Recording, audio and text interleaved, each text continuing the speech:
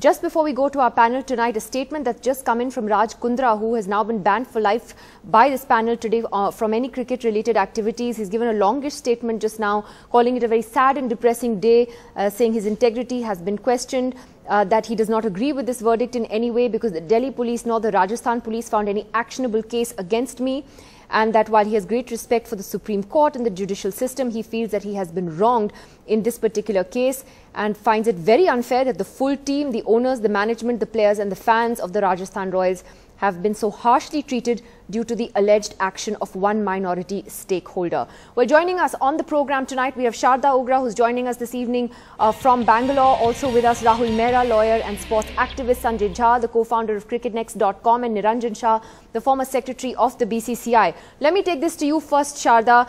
What do you think then is the big takeaway? Okay, everyone's saying that this is an important day, it is sending a message. But do you think that message is going to go through, that corruption in cricket will not be tolerated? Do you think the people who need to hear it will hear it?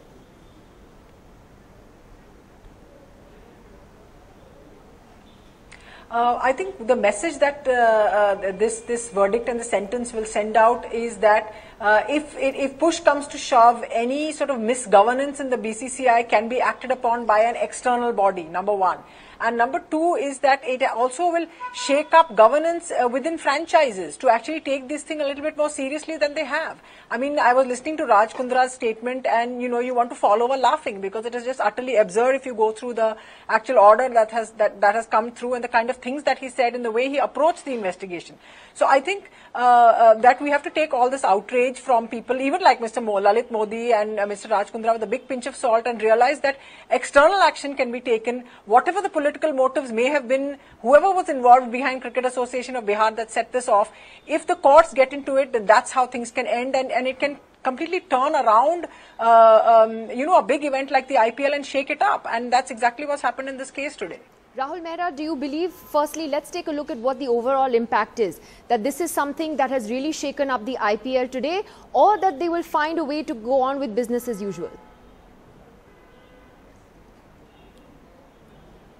Well, first of all, I would like to thank and congratulate the Justice Lodha Committee for, having shown the will to address the real issue. And I just, wish that they continue on this very difficult path.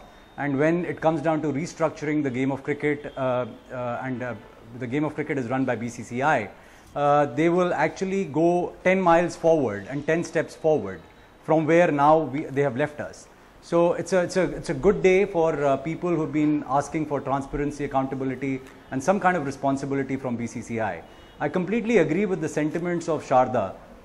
In fact, I would just add one more thing when she said that the pinch of salt should not only be restricted to the officials and other people who've been playing the game outside the courts, but also towards, take the statement of Mr. Sunil Gavaskar and the likes of Shastris and others also with a pinch of salt, because they are in a direct conflict of interest just like Srinivasan. They were employed with ESPN Stars and now they are employed by the BCCI, and Mr. Srinivasan has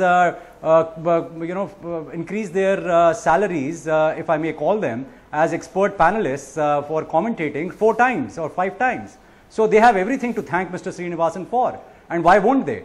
But the larger issue, which you are talking about, I do feel there are 2 big takeaways from here for ordinary citizens, cricket citizens, people who love sports in the purest form.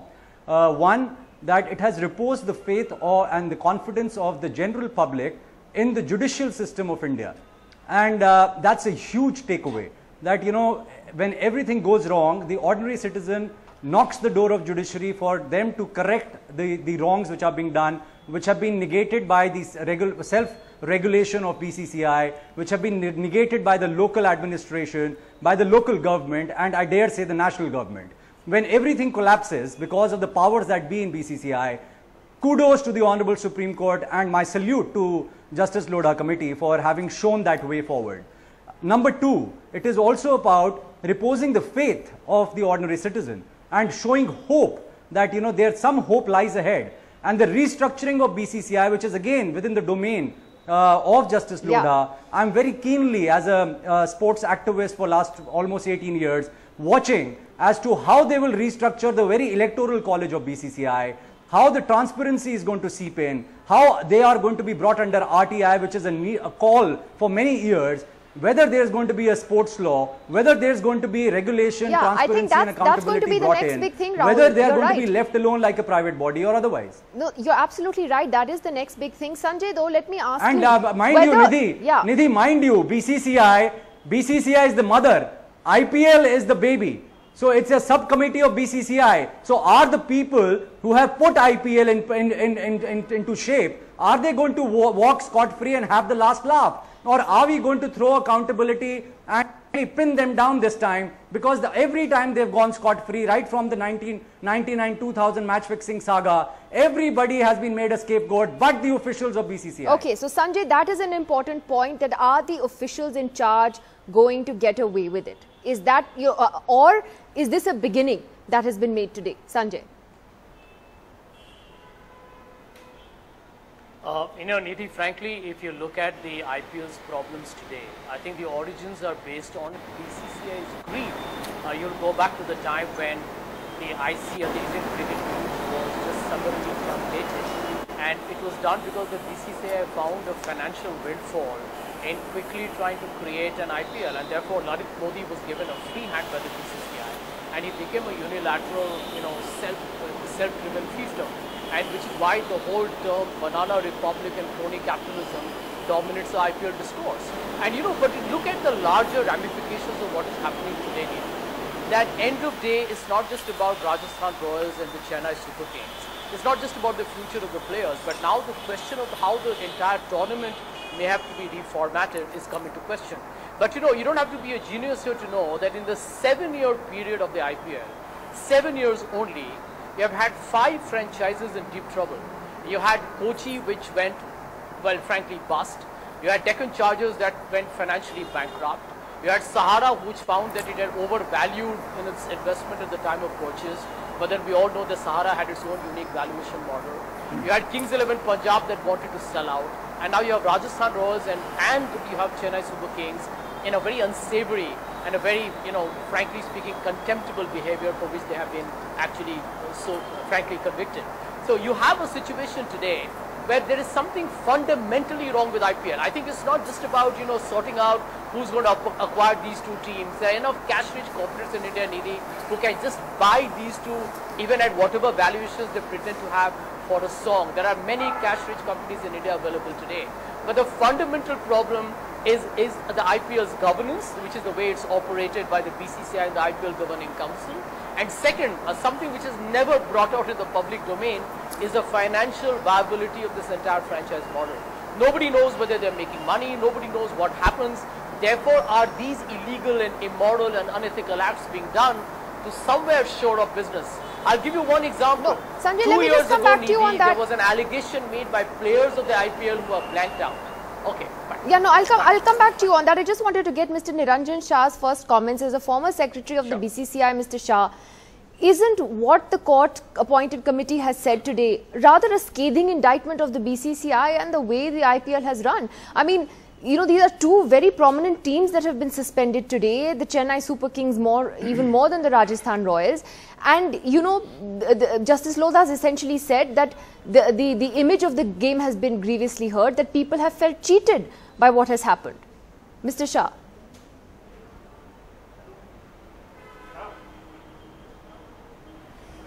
The concept of IPL was not bad. It was the wonderful concept of cricket.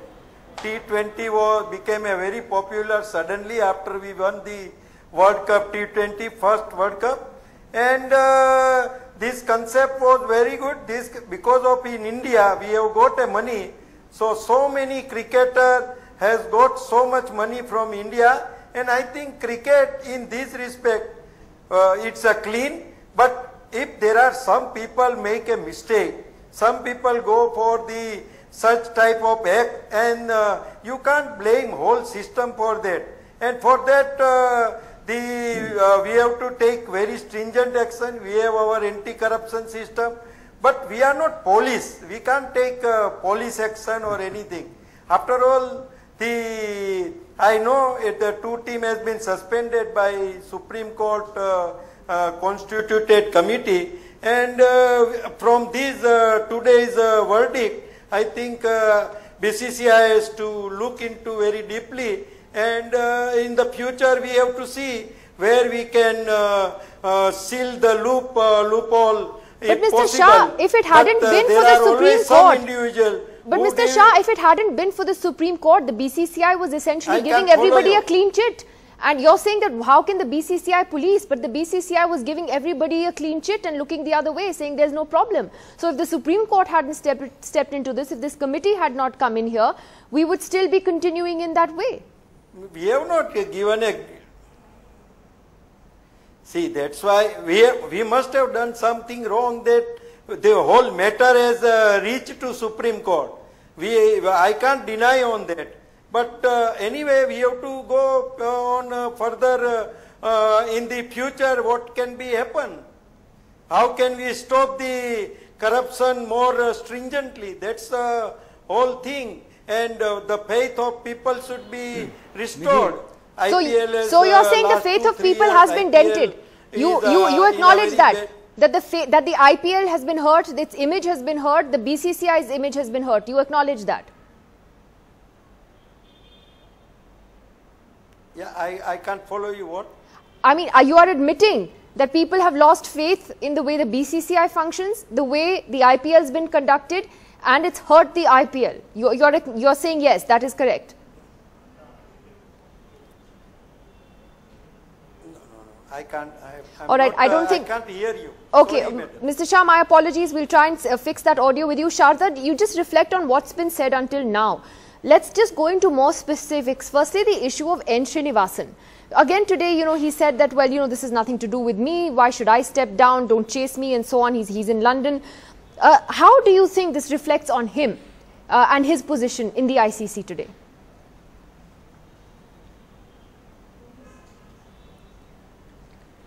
His position in the ICC is the result of sort of almost a lack of spine amongst the ICC members as a whole. Their general kind of ability to stand up to him, which is exactly what happened in the BCCI when he ran the IPL, and when the entire controversy blew up, and he kind of tried to distance his son-in-law from activities that the court said that he was involved in, so it's just a reflection of really a lot of spinelessness amongst cricket administrators in countries like England and Australia, and that they allowed him to be in this position. I mean, since the middle of 2013, we've been asked by television channels that is his position, isn't his position untenable? It's been untenable the moment he said he used the word enthusiast for Guru Nath Mayappan. But no action has been taken against him. I mean, I'm not surprised in the way that he has responded to this whole verdict that has come today. He's been completely kind of trying to distance himself from anything wrong. Mr. Shah was just saying that we have done something wrong, and this is why it's come to this particular point. Now, the wrong thing that they did was allowing a BCCI official to have a commercial interest and participation in any of the BCCI's activities. That's where it began. It's called conflict of interest, and cricket has a huge problem trying to understand what that means. But now we know this is where the entire incident has panned out, and Mr. Srinivasan has been at the center of that conflict of interest. I'll take that back to Niranjan Shah. And if it had not been for the court, we wouldn't be here. Absolutely. This position of that's happened to the Chennai. No, okay, before I come back to Mr. Shah on that, I'll take that to Rahul Mehra. So Rahul Mehra, that at the end of the day, how, N. Srinivasan has fought back and clearly has 9 lives, okay, like a cat. So he looks like he's going to fight this tooth and nail as well. Yes. Make no mistake about it, Nidhi, he will. And he has I mean, we should not be under this illusion that these people are actually coming and ruling the sports and their own sports territory. What they are doing is they're actually protecting their turf, and this is a commercial turf. This has nothing to do with love for the sport. Huge business interests are involved. Crores and crores of money is involved. De facto power that you generate out of this position is involved. And love for the sport is only a farcical statement which is thrown at us. I would just like to make 2 points on Mr. N. Srinivasan. He's a man who does not understand ethics and morality. That, you know, there are some words called ethics and morality. So for him to go, there has to be some legal action against him. Unfortunately, he's walked, when the Supreme Court order came, there was not much there in it. He should have got the signals, but, as I said, he doesn't understand those signals. So you have to actually go after him, and legally, like these people have been banned from cricket. Mr. N. Srinivasan probably deserves even far worse, because he's the man who wore these different hats, and he allowed this rampant conflict of interest to influence his decision making at different levels. Now, I have only a couple of questions for people like Mr. Niranjan Shah, who say that, there is wrong and we must do everything that is required. What stopped them right from the match fixing days of 2000, when it was unearthed for the first time worldwide? And today, in 15 years, can he just give us 2 measures that he has taken to stop match fixing or spot fixing or betting? Give us only one measure is what I am asking on your channel. Can he also tell us who was that golden who was that individual whom we can worship in the world of Indian sports and Indian cricket, who stood up having a spine against Mr. N. Srinivasan, when everything right from the parliamentary committee report, standing committee report in 2011, which said that IPL is a den of all illegal activities put together, right from Hawala to round tripping to FEMA violations to company law violations to RBI violations. Everything is going around in this tournament called IPL, and yet Mr. N. Srinivasan deposed before the committee in the parliament, saying we were taken for a ride by Lalit Modi. I mean, come on, there is something called as collective responsibility out here, or not? And therefore, who was that one person in BCCI amongst the stalwarts of officials who moved a no confidence motion against N. Srinivasan? And who is it today who stands against him? Sanjay, the counter question would be, as I asked Sunil Gavaskar, that does this then cast a shadow over the IPL? I would even ask whether the IPL has any credibility left after today, alright? Do you think it does as a tournament, or is it unfair to brand or generalize about the entire tournament because of these 2 teams? Nidhi, actually, ironically enough, this is a lifeline for the IPL. This is this moment of redemption, and it's happening because there's an external authority of the Supreme Court which is saying you better purify or purge yourself because your dignity and your standards are abysmal. Now, let's take a classic example of N. Srinivasan. You can see how IPL and BCCI is a private feudal empire because Mr. Srinivasan has been heading a listed company. India Cements is a listed company. And anybody who knows anything about the bourses where you have to make this most stringent disclosures, due diligence, regular audits, will tell you that if even basic decency would have ensured that he would not allow the IPL and the BCCI to become such a laughing stock, but they did. And you have the other end of the stick, which is that, as you said, why he cannot be removed is because BCCI is contributing 80% of global cricket revenue. So nobody in the ICC is going to ask him to go, rest assured. And therefore, the larger issue that remains unresolved, I think this is the tip of the iceberg, Nidhi, because until Lalit Modi's financial wrongdoings, which are currently under investigation, at least we hope so, until the ED and the FEMA and the foreign exchange income tax issues are sorted out, I think there is where you'll find a more complex internecine fraud. I think that's where monies may have changed hands, and that's perhaps where I think everybody currently in the BCCI or the IPL will have a lot to worry about. Because when you have transactions worth 2,000 crores dissipating into the wind, it really can't be. There is always a buyer, there's always a seller of those misdeeds. And that is something which we'll have to wait and see how it goes forward. So let me get a last word from Sharda, and then Sharda, the point then is, as Rahul was mentioning earlier, now we have to see what the Justice Lodha committee does as far as the structure of the BCCI itself is concerned. Does this order today, in a sense, give you an idea of what they're thinking and what could really lie in store for the Indian Cricket Board? Could this be the big shake-up of Indian cricket that everyone's been talking about?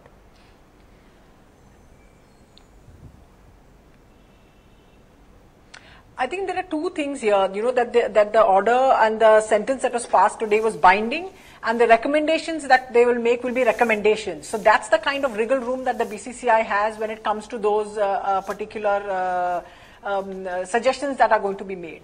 But they have there is a list of about 80 questions that was sent to the BCCI, and it's an astonishingly comprehensive list, and I'm not sure what answers they have received. So I think if I was the BCCI, I would be a bit worried about what the court is going to say.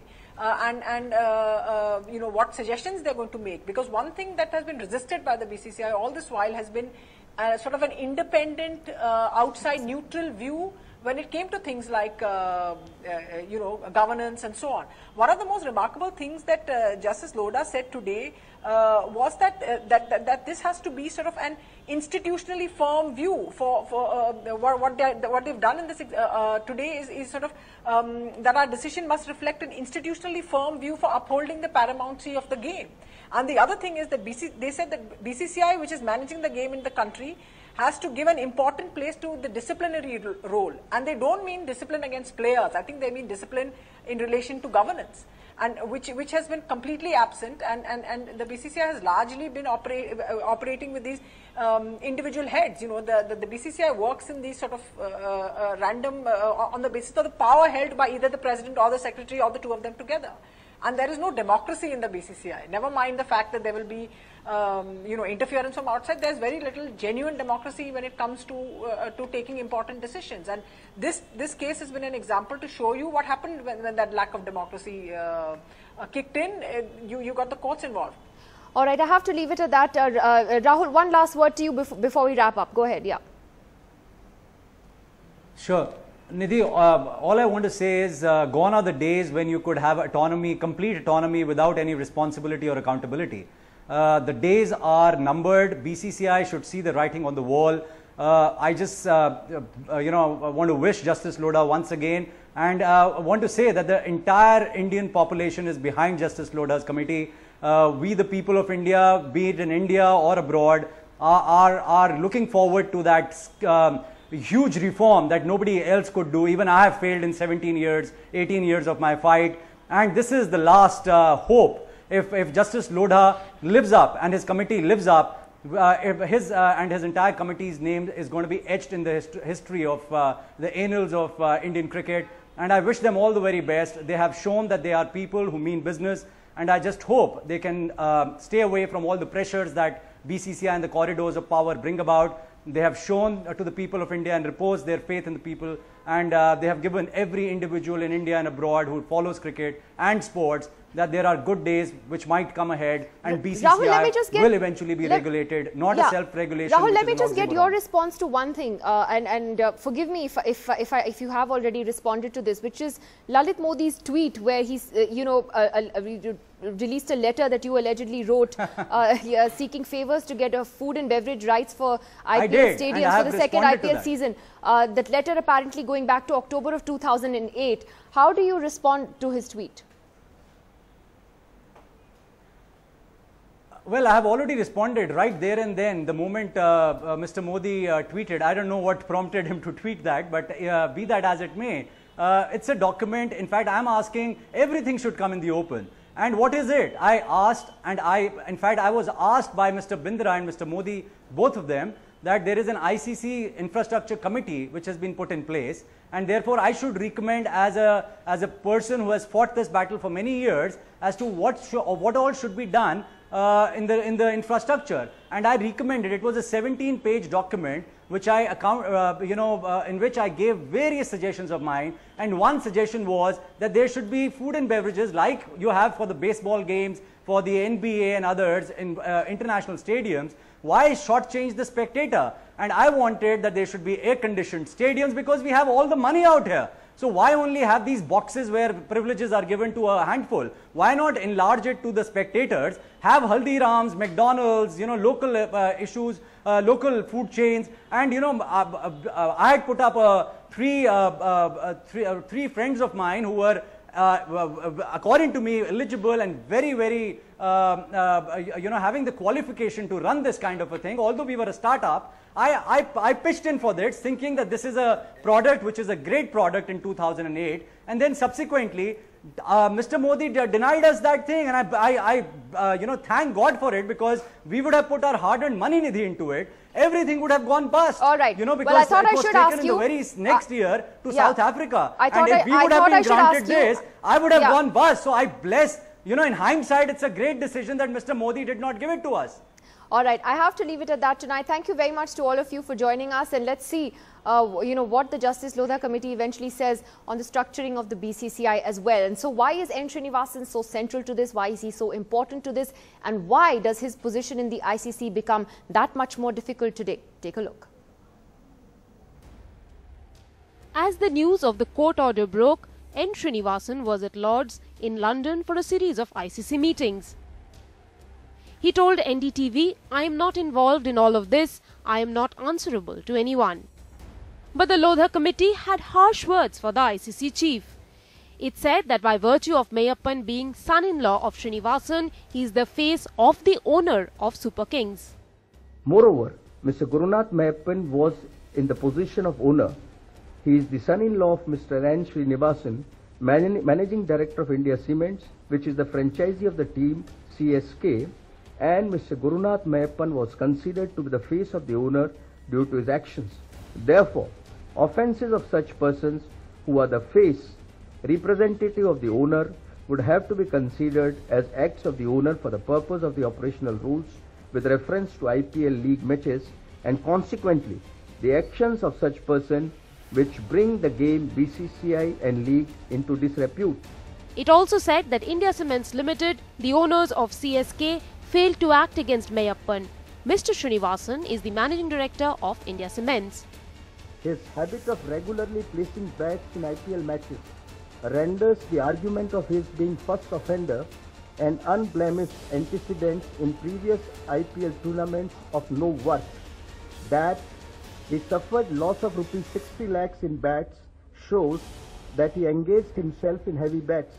It is his bad luck that he did not make money out of these bets. Any agony suffered by him because of media coverage or any hardship that may have been caused to him is too small in comparison to the huge injury he caused to the reputation and image of the game, IPL and BCCI. But BCCI's counsel in Supreme Court, Aryama Sundaram, has told NDTV, teams cannot be punished for individuals and the father-in-law cannot be judged for son-in-law. Now, there are questions as to whether this will impact Srinivasan's current role as ICC chairman. Come September, BCCI is all set to take some tough calls at its annual general meeting. About Srinivasan in the September, the position is such that we have to let continue Srinivasan for up to next September. So when this September will come, at that time board will decide the fate of Srinivasan. But before that, the Lodha committee is expected to come out with its game-changing report on restructuring the BCCI, which is when the question of Srinivasan's future in cricket administration will finally be answered. In New Delhi, Rika Roy for NDTV.